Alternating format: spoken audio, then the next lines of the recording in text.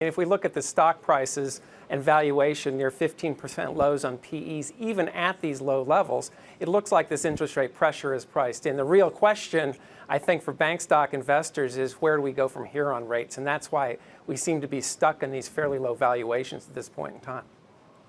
Tom, to the same point, do you feel like there are enough offsets or enough already priced into the bank stocks so they can have a jump off the back of earnings this quarter? I sure hope so. I don't know how much lower we can go, certainly relative to the market. But if you look at the last 10 quarters, the level of the net interest margin in some quarters has been the driving factor for how stock prices do. And in other quarters, it hasn't mattered at all. So my guess is it's going to matter this particular quarter, but it won't matter as much as it has in some other quarters. Fred, what about the fee income, in particular capital markets activity? Do you feel like that could be fairly lumpy and stock specific, and perhaps some interesting disclosures around IPOs?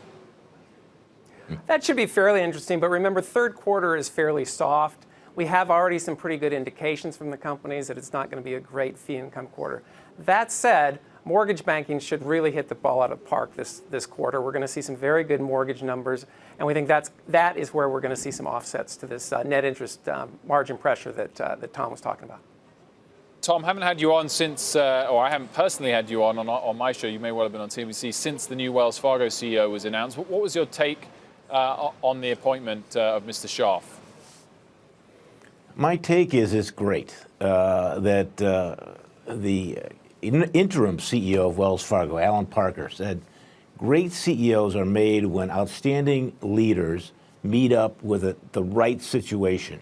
And I know that Charlie Scharf is an outstanding leader, and I think this is the right situation for him. So I think Wells Fargo is poised to really begin a rebound, and I'm excited about what Charlie can do.